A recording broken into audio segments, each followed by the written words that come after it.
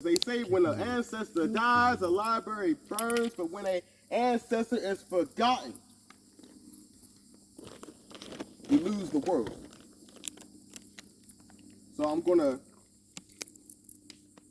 pour some out for the ancestors, and I'm gonna speak some of their names. Ni, Ashe. Charles, Ashe. Sarah, Ashe. To the ancestors known and unknown, Ashe. Amen. Thank you. We're going to keep going.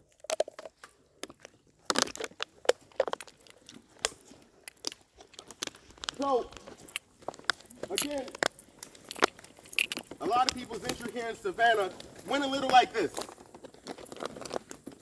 Put it back. You come from Africa via the Middle Passage. You may make a stop to the Caribbean. You may not. You may go to the Americas. Your port, your first stop is not necessarily the port of Savannah. There's a little place called Lazaretto Creek. Lazaretto Creek is in the place we know today as Tabby Island. Keep going. Yeah. No, we don't keep going. Don't worry, I know where I'm going. I can't really close it. Lazaretto Creek is in the place we know today as Tabby Island. Tabby Island itself has its own history regarding African peoples, but that's besides the point for today. Lazaretto is another word for pest house. Enslaved peoples were brought off the boats and held in quarantine to ensure that we didn't spread disease to anyone, to infect the colonists, which would put their life in danger, and possibly to the other enslaved Africans. And at that point, you're risking your money, your investments. That sounds familiar, doesn't it? All right. And so once they were quarantined and cleared, they were brought to River Street. And they walked on the cobblestone roads put together by enslaved Africans. And they were held in a place called Cluskey Embankment, where they were held right along with the other commodities such as cotton, such as cotton, indigo, tobacco. Everything was stored there. And then they went up to Johnson Square, where they were sold at the public auction block. But if you know your Georgia history, you may wonder at the very beginning of Savannah, the very beginning of Georgia, wasn't slavery illegal? It was. From 1733 up until 1751, slavery was outlawed, as well as liquor, alcohol, lawyers, Jewish people, Roman Catholic people. Some of those were quickly reversed because of necessity. For example, Savannah needed a doctor, and the best doctor in town was Jewish. So they had to reverse that ban pretty quick. But enslaved people were outlawed. Now I'm going to get to how they worked around that shortly. But we're going to keep going. I want you guys to pay attention to the land. Look at the various dips and curves. That's going to become significant a little bit later.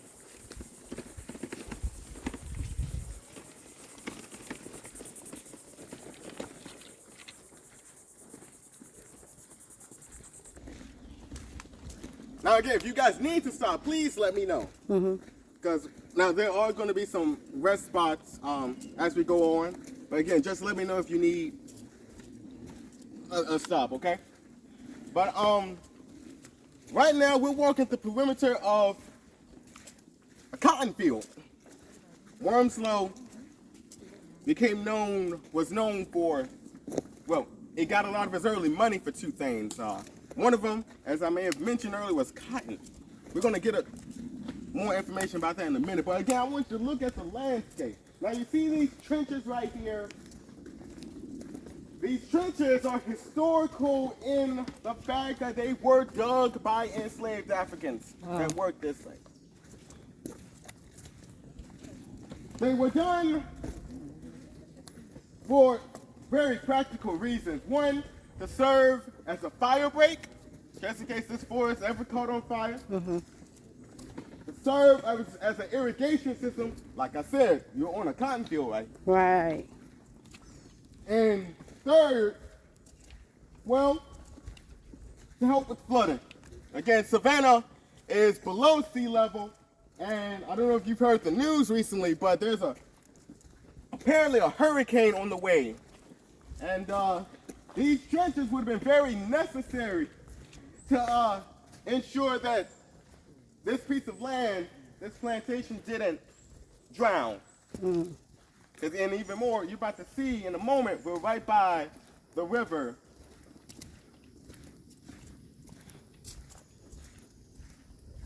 So with that being said, I want to speak on how plantation life here at Wormslow operated. Now in slavery, there were two types that was employed throughout the plantations. There was the game system style and the task system. The game system was mainly employed in the Caribbean. You would work, you would wake up, sun down, on the field, working. You didn't really stop. It was, and it could have been anything. In any kind of weather, whether it was raining or, wow. Yep. They would tier the work by how strong you were. The stronger you were, I'd say more likely you'd be cutting up sugar cane. If you were weaker, you'd be doing, the house chores or something of the sort. Here at Wormslow, the Jones family, the Jones family later became what we know as the Duren family, and now their current name is Barrow. If I ever use Jones or Duren, just know I'm talking about the same family. Is that named after the Duren here? Yes. Yep. That's the same family. Thought so. Duren. He decided the Jones, one of the, I believe it was the third generation, they decided Duren sounded more proper because Jones at the time was a very common name. It still is a common name. Think about how many Joneses you may know or have heard about. He wanted something a bit more aristocratic. So again, if I ever say Jones or Duren, no, I'm talking about the same family. But yes, here at Wormslow, the task system was employed. So what that meant is you were to be given one task throughout the day, and once you completed that one task, you were quote unquote free to do whatever you wanted for the rest of the day. So let's say your job was to dig out 1/2 mile of trench. Once you were done with that 1/2 mile, you'd be free to do whatever you want. Now granted, this piece of land is very large. It's 500 acres. As a matter of fact, there was a lot of communication between some of the free and enslaved communities in this area. I'm going to talk about one of them shortly. But a lot of times, the enslaved here wouldn't be able to do that because as soon as they'd be done working with their task for the day, as ordered by the master, they had to farm for themselves because the slave master did not provide enough food or adequate enough food for them to live on. They had to grow it themselves. They had to hunt for it themselves. They had to live off the land. Every now and again, they might get something special at Christmas. They get a piece of salt pork. And I'm not just telling you this because I'm making it up. No, this is in the books. This is what happened here. Yeah. They would get salt pork at every other Christmas if there was a surplus.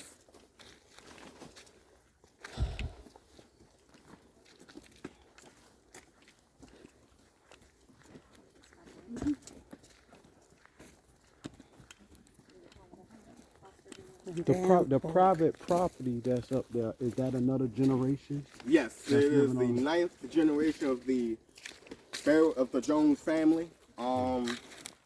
They go by Barrow now. Oh. And they still live in their classic plantation style house. I'll have a little bit more information on the house and how it was built when we get closer to the end of our tour. Thank you.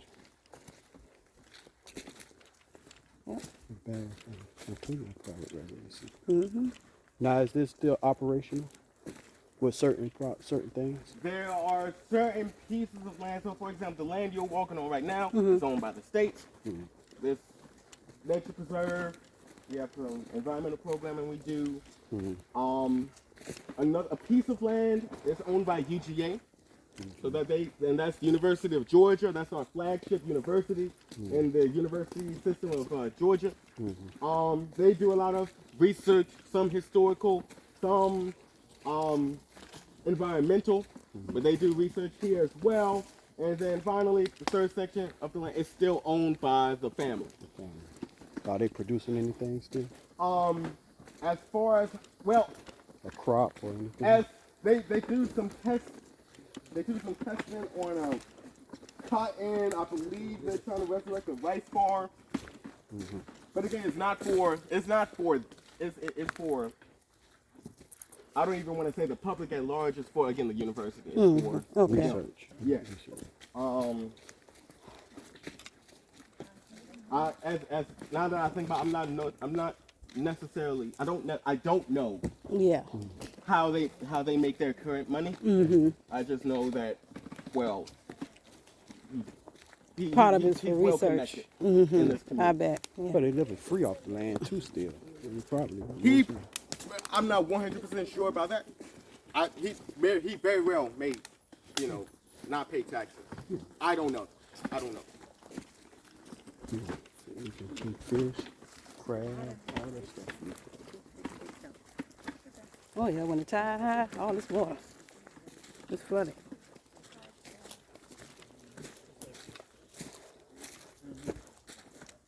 And they probably benefit from the research. They probably get kickbacks for the research that's done. So would the slaves have to go in the water sometimes and get things for themselves? We're going to talk about that very shortly. Great. As a matter of fact, we're going to just a little bit up here. There's a nice clear. We're going to stop there for a moment.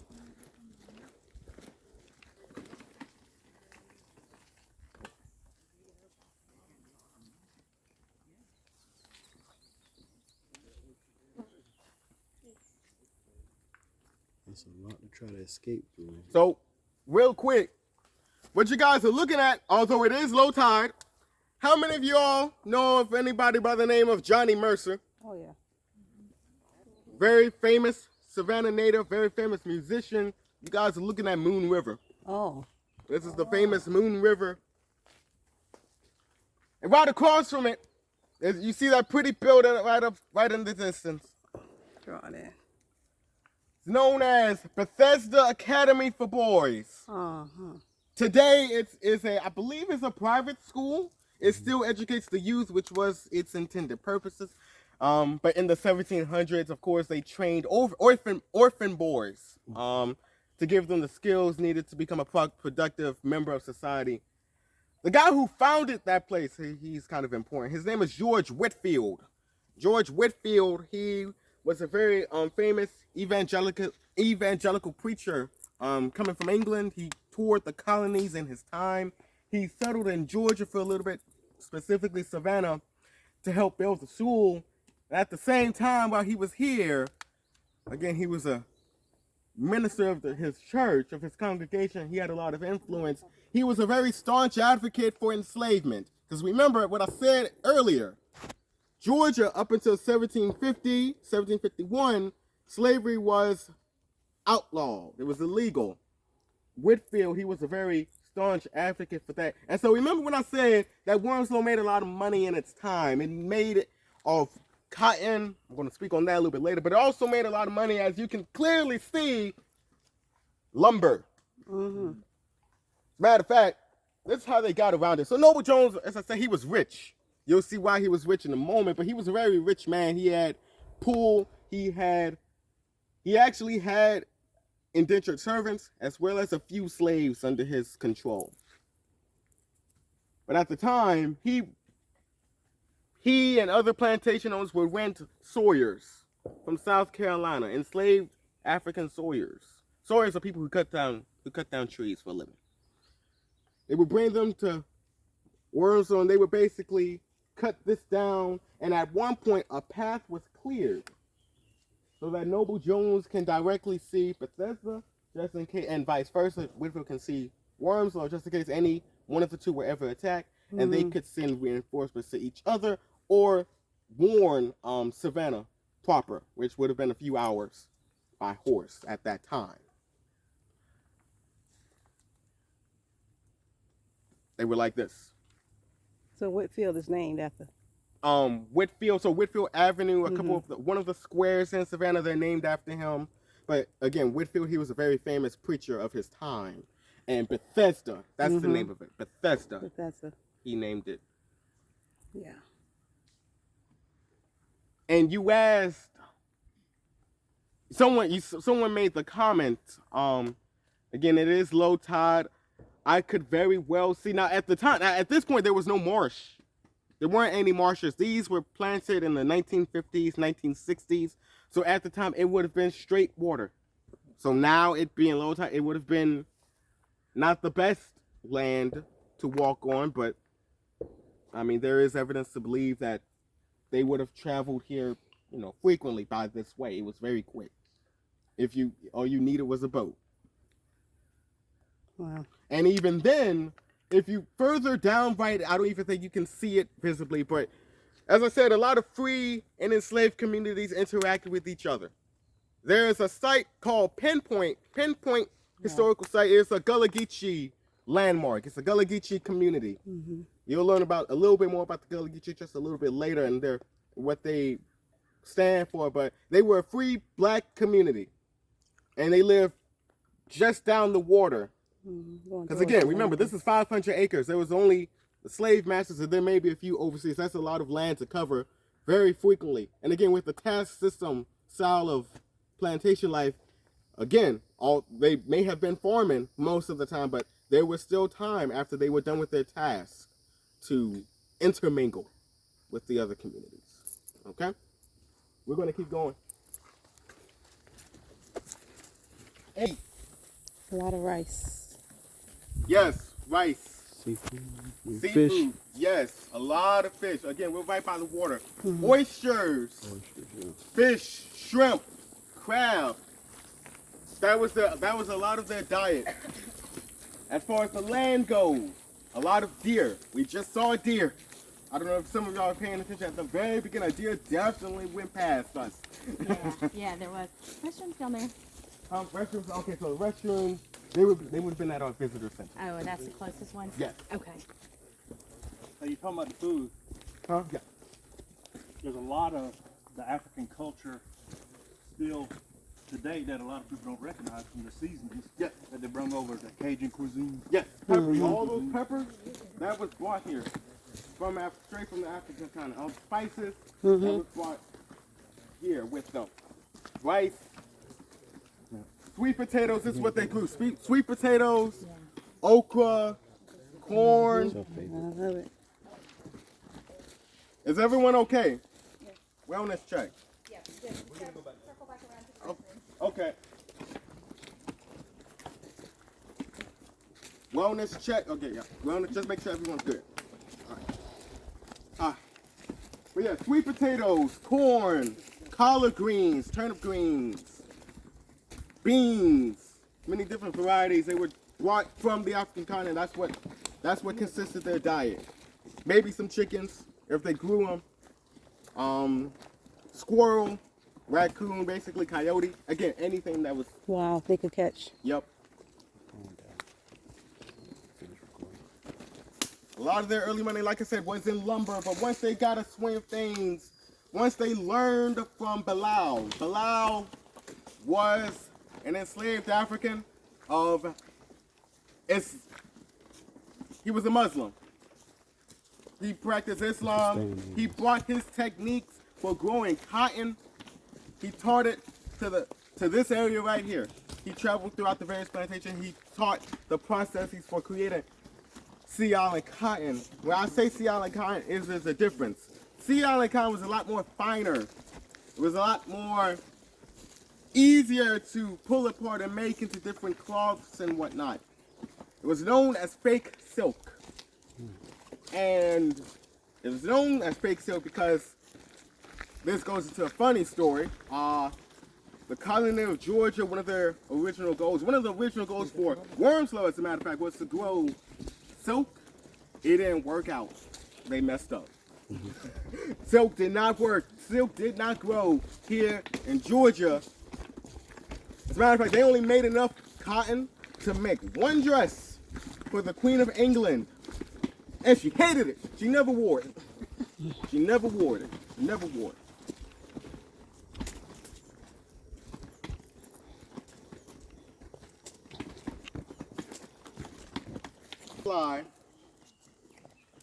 I also want to speak on the natives, the Native Americans who walked this land as well.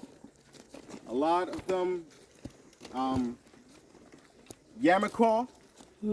Indians, you know, very famously, they were here around the time Oglethorpe settled and his people settled. I also want to speak on a little lesser known group of people, a group of Indians known as the Gullah. The Gullah Indians were a group of Indians who populated this area even before the Yamaha, in the late 1600s predominantly. Gullah Indians, they are evidence to be descendants of what we know as the Gullah Geechee people. The Gullah Geechee people, as I may have mentioned earlier, they had several communities here, namely in the Sea Island regions of North Carolina, South Carolina, Georgia, and Florida. Okay, northern Florida to be more specific. Some of those, well, all of them are descendants of West African people, Central African people. They came to Georgia. They came to the Sea Islands. They escaped bondage. They marooned themselves on the Sea Islands where they knew their slave master couldn't get to them, and they maintained a lot of their cultural traditions for, we're getting closer, 400 years. Almost 400, yeah. And so they're actually very well known. I can't say the word today. Say it. That word. Thank you.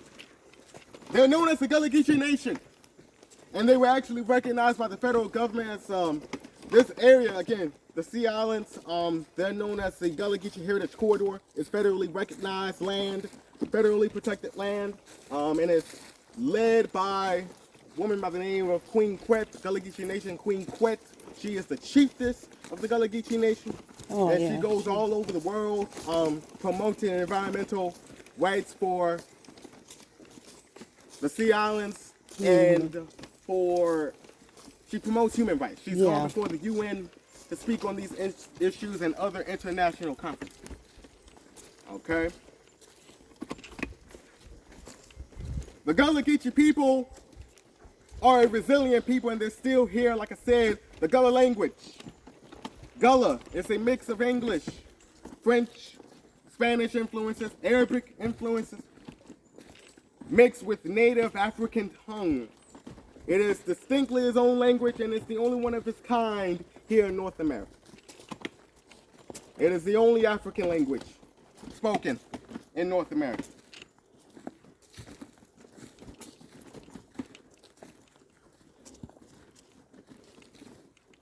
The Gullah Geechee people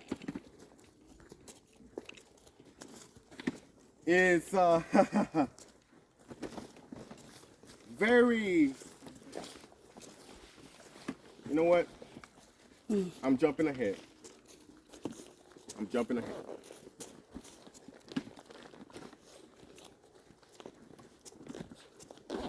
Spirits must be telling you to do it. Well, yeah, making sure I'm good. I don't trip on anything. But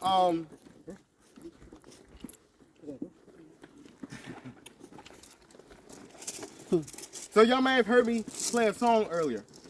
And this particular instrument is an African shaker, and it's usually a percussion instrument, but it helps keep time. And the song I was playing,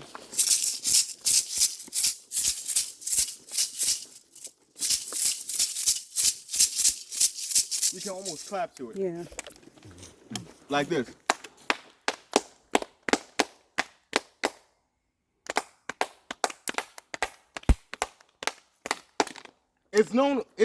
It's a song of celebration. We sing that song, we play that song anytime there's a celebration. So a wedding, the birth of a new family member, graduation. We play that song, Gullah Geechee people, we play that song as a way to celebrate their achievements and for them to continue to prosper and to continue to grow and bring honor and prestige to their family and to the Gullah Geechee people. Okay? Matter of fact, everyone knows about Gullah Geechee from South Carolina. That is essentially the capital of Gullah Geechee people, South Carolina. But Savannah in particular is the second. It is the largest Gullah Geechee city here. Well, it's the largest populous Gullah Geechee city. Yeah. It is the second to, I believe, Charleston. Charleston's the first one in the nation. Savannah is the second. There's been a lot of debate recently when it comes to Charleston food and Savannah food. I have to say Savannah edges Charleston out. You may have seen or heard about a church by the name of First African Baptist Church. First African Baptist Church, as you may know, it is the oldest church in America that has an African American congregation. It was founded in 1773, right before the U.S. And their building was constructed, I believe, 1829. I want to speak on a few things about that building in particular. It's in Johnson Square, right across the way from the Haitian Revolution Monument, dedicated to the soldiers, to Haitian soldiers who fought here in Savannah during the Revolutionary War. First African Baptist Church, as you may know, the doors is painted red. That harkens back to West African traditions where the color red symbolizes ownership. And if you ever went inside the building itself is painted haint blue.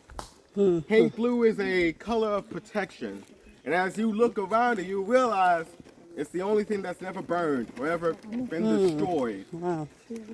Because everything else, literally everything else has been destroyed by various fires throughout the years. Various pandemics wiped out, at times, the population of Savannah. It's still here and it's still thriving. They do various community, they have various community programming. For example, they have a credit union, I believe, and a bank that operates within the church. They do good work.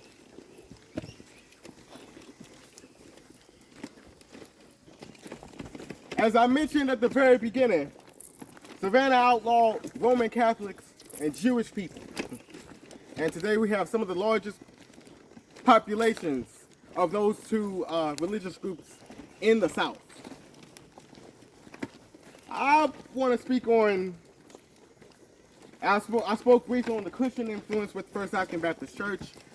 There is also Islamic influence, not just Bilal, but in the First African Baptist Church, you go up to some of the pews, you'll see that they have Arabic writing on them. Oh, yeah.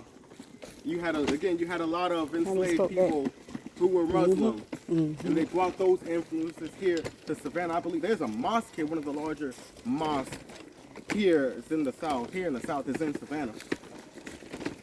I also want to speak on something called Hoodoo.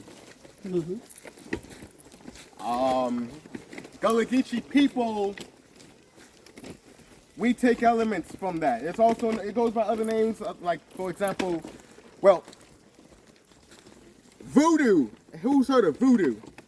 Okay, that comes from West Africa, Benin, Nigeria, Togo, and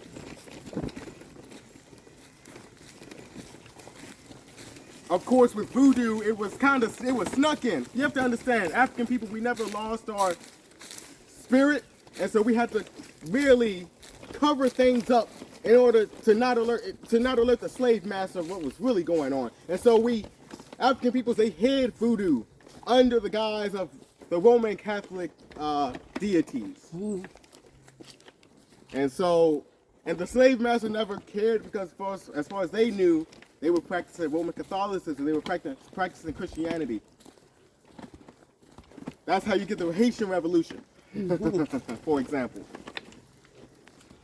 But in Savannah and amongst Gullah Geechee people, we practice hoodoo, other forms of African traditional religions known as root work. You may have heard root work or root doctor, witch doctor, all of that.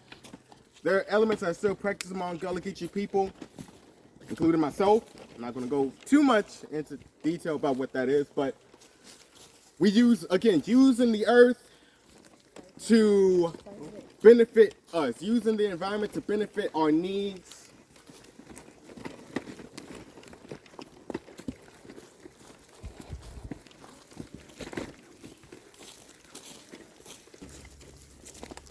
It's something that needs to be talked about even now more than ever. And that's the weeping time.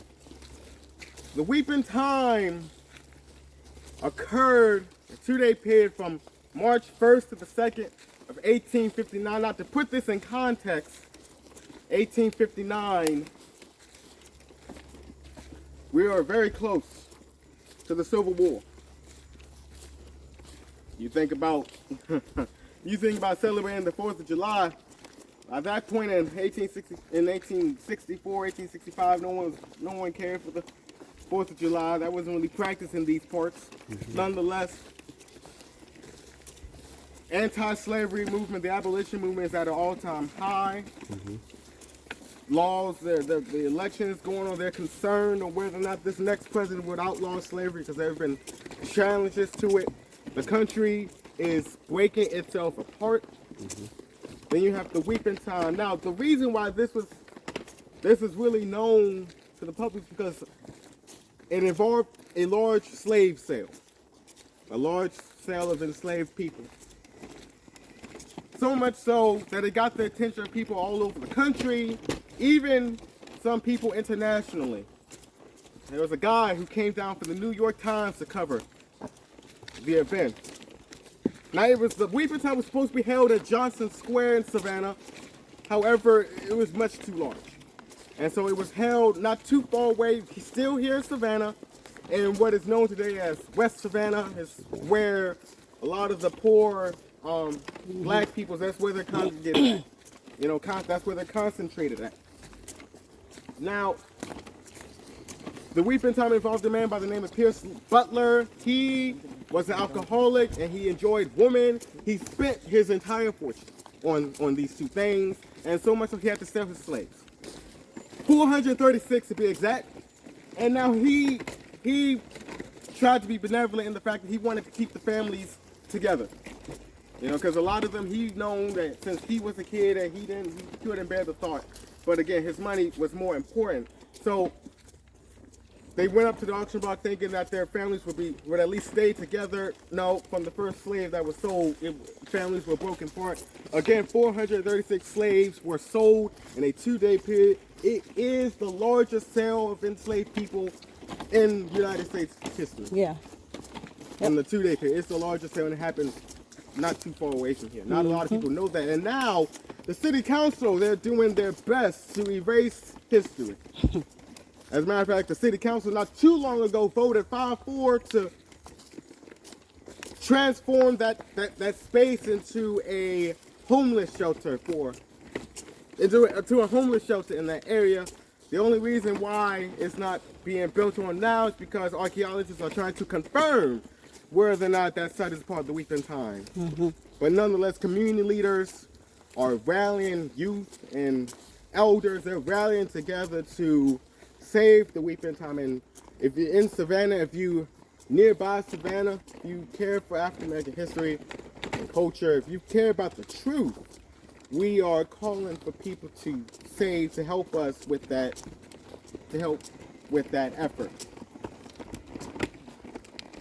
So now we said this is a replica structure.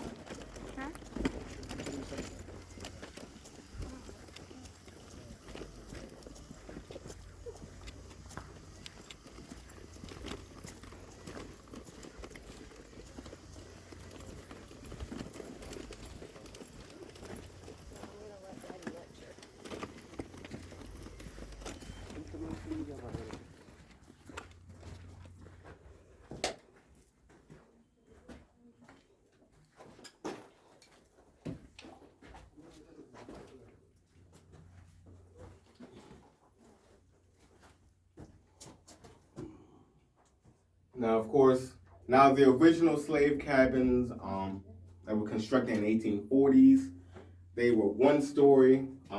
So basically, like it's the same dimensions, not vertically but horizontally. They had wooden floors. You know, there's this idea of paternalism. The Jones family employed, the Durant family they employed, where they believed that the happier the slave, the more they'd be able to get out of him. And so, of course, he wanted to make some accommodations. And so the slave cabins, they would have featured wooden floors. They would have featured they would feature at least 2 fireplaces, 1 or 2 fireplaces. It would house about 8 to 10 people. That's 2 African American families. So in this one little house? Yes, essentially speaking, yes. Like I said, you can kind of, if you want to, you can kind of go up to that to get a more accurate size of how, at least horizontal. Like I said, it's not vertical. It's horizontal. Okay. So it's still not a lot of space. But if you were to pack 2 families in here, talk about social distance. Oh my God, that's like unbelievable to me. So again, like I said, this is a replica. Yeah, but yes, people lived in about the. You can go up the ladder, and you can get a look at how big it is. It's not very big. Again, 2 families will live in. At the very least, they would have wooden flooring. Maybe enough beds. But you want to talk about a space such as this? It was only this. Wow. 2 families living in this smaller space. This was their life. It's a new trend.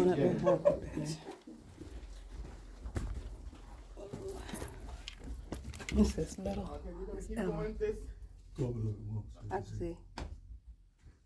Wow, this is unbelievable. There's no way. The cabin Lord have mercy. the Whitney plantation was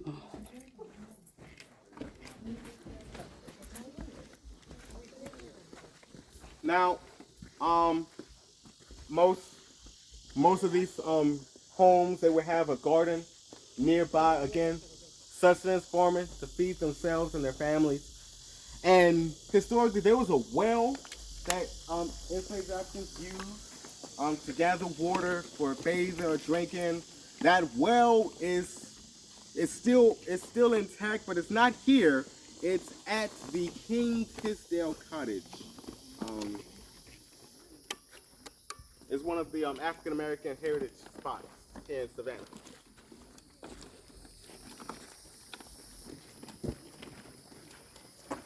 blacksmiths out here also? Yes. Iron workers? Yes. And of course, help with alleviating any congestion or any respiratory issues, and other minor ailments. But also, people would take it, they would heat it up, dry it, they would place it on the soles of their feet, and it would help lower their blood pressure. Mm-hmm. What happened? No, you're telling me you have bungee now. Oh, yeah. It can be used. Yep. So now you can heat up even today, you can heat up some Spanish moss, put it on the soles of your feet, and it help lower your blood pressure. For real. Yeah. Cotton also has medicinal benefit. That one shocked me when I learned about it. But yes, cotton has a medicinal benefit. The seed oil, very high in vitamin E. You take it, you boil it in a tea, you drink it, It help your skin, nails. It also help with the producing of breast milk. Wow. So, yep. But you gotta get it off the plant, right? Yeah, Not the stuff that they sell in the store. Get it off the Well, plant. I mean, if you come across any cotton seed oil, yes. Of course, if you come across the plant and you get the seed that way, yeah, take it, boil it in a tea. It'll help with those issues. Wow. And you can boil the moss too. Yeah, well, people used to. I don't necessarily. I don't. Because medical stuff was weird back in those days. I mean, African American, Gullah Geechee people, we've been on record for doing stuff like this. So I guess you can. You can boil. I don't recommend it today, but nonetheless. Also, by the way, Henry Ford, just real quick, he used Spanish moss a lot for his plants. As a matter of fact, as you may know, Spanish moss was used originally as bedding, cushioning, and Henry Ford, he used Spanish moss to fill in the cushioning for his original Model T. I believe the Model T and the Model A, they feature Spanish moss. There's a lot of Spanish moss. Well, I mean, we have plenty of it. Yeah. It's pretty.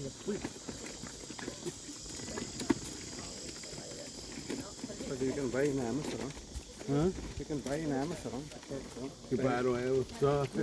Wow, You can come out here and pull it off the tree. I didn't know that. But you cannot pull it off the trees in downtown Savannah. Oh. Apparently, it's a $5,000 fine. You gotta be If kidding you me. do it, if you get caught doing it. Wow. Yeah, we learned in the Whitney Plantation that they put it in, use it for pillows and up under the bed, the cushion. Also, a funny story. Well, it's funny to me. Remember when I talked about Voodoo and Hudu earlier? Well, there are some instances in Savannah history where that was definitely employed. One such occurrence in White Square. So a couple things about White Square real quick. One, back in the day, if you wanted to whip your slave, you would take your slave to White Square, and for $50, they'd have people whip them and clean them up. On one of those occasions, one of the enslaved woman, she killed her slave master. And for punishment, she was hanged, but before she was hanged, she cursed White Square and said that no Spanish moss can ever grow on those trees again. Because of the medicinal You can benefits. go down there. And does it grow? No. Wow. And Look at even- that. and some of the stuff that do grow, it dies very quickly. So my daughter sent me a picture with these women, and they had these muzzles over their mouth. Yes. And it was about those women who could speak, and when they speak, it happened. Like, Yes. Power of the tongue. Yeah, I just And gonna if say you that. know, and a lot of magic. And they dropped dead. The slave owners found out and put them muzzles on them so they wouldn't speak. Yeah, The that's curses over that's them, drop them setting- dead. That's them definitely setting curses upon Yeah. the slave. and that's the part that's not told too. That we often fought back in a lot of different ways. Definitely. You guys can go up ahead to the ruins. I will be there shortly.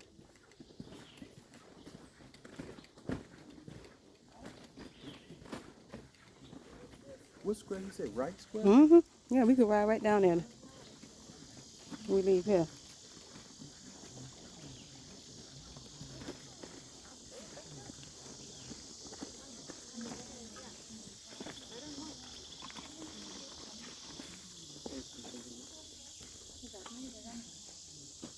So welcome to the Tabby House Ruins. It is the oldest set of ruins here in Savannah.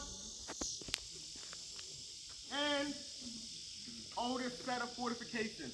This was used primarily by Noble Jones as a first line of defense against attack in case if any enemies come through, such as the Spanish. Again, you can see the outer walls, the fortifications. Right here is the cellar. Right here is the well where we have to thank for a lot of our artifacts.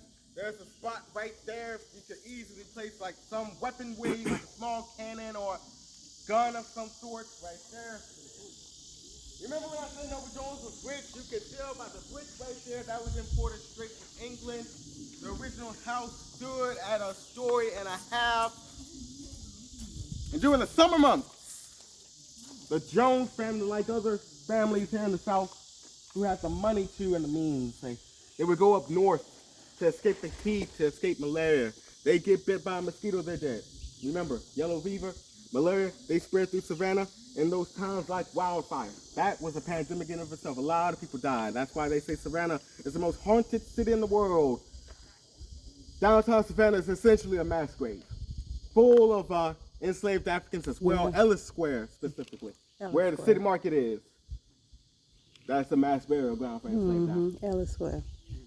During the summer months, again, the Jones family would leave and they would place an overseer. The overseer would live here. And again, everything you guys just walked, the Jones, Noble Jones and the overseer, they would see cotton being grown, being attended to by enslaved Africans. At one point, anywhere from 150 to 350 slaves worked on the plantations, not just here, but the other plantations that the Jones family owned. We're going to wrap this tour up. We're going to keep going. Now this plaque. As I said, at one point, 150 to 300 slaves worked this land and their various lands throughout Georgia. Again, these people were born here, some were brought here, they worked here, and they died here. Behind me, immediately behind me, is their final resting place. Right now it's unmarked, but literally behind me, somewhere in this immediate area is where a lot of enslaved Africans were buried here, and this is where their story ended, in the hope that their progeny will have a better tomorrow and one day be free. I want to speak on Special Field Order number 15 real quick. Of course, Special Field Order number 15 was brought down during the Civil War, which gave African Americans 40 acres and a mule. That was actually signed here in Savannah. Unfortunately, almost immediately, and Wormsloe included, some of the land was partitioned to enslaved Africans and their families. Unfortunately, immediately, once Johnson came into power, especially, a lot of those former Confederates, a lot of those former slave plantation owners, they came back, including, at that point, the Duran family. Believe it or not, a lot of their descendants, the enslaved Africans, they stayed here. They continued to work here. They continued to stay here up into the 1950s and 60s. And finally, because we're Gullah Geechee people, we are spread out throughout the entire country. Remember when I said that we were here at the Sea Islands, Georgia, North Carolina, South Carolina, Florida? Remember in the very early days, Florida was, again, controlled by the Spanish, and the Spanish had an edict basically saying if you crossed into Florida, you were free. And so you had a lot of people, a lot of enslaved Africans, and eventually natives, seeing the destruction of their lands being taken over by the English. Again, think about the 4th of July and what it really means. Natives and enslaved Africans, they went down to Florida, they coalesced with other natives. They became what we know as the Seminole Indians. And by the time the 1820s came around, Andrew Jackson forced them out. They were forced out to the Oklahoma areas, to the territories, to the western territories, such as Oklahoma. And I think about those Africans who settled, maybe not necessarily began, but who settled in places like Tulsa, Oklahoma, and built their wealth. Their Juneteenth, some of those celebrations still happen in Mexico. Again, people travel to Mexico. They are descendants of Gullah Geechee people. Again, we're still here. We're still fighting. And we're not giving up. The 4th of July to African people doesn't really mean much. And as I understand, it's a patriotic holiday the most, and I'm going to be real with you. The 4th of July means nothing to us. We use that day as a day to be off and enjoy ourselves and to cook out. Maybe enjoy fireworks, but there's no real symbolism to that. Why? In that time, we were here, working this land, building the wealth of this country that everyone here still benefits to this day. Right. And so with that being said, I do take tips, but most importantly, thank you for joining me on this one. Thank you. Thank you for taking the time and learning about my people. Appreciate it. Thank you. Wonderful Thank you. job. Thank you.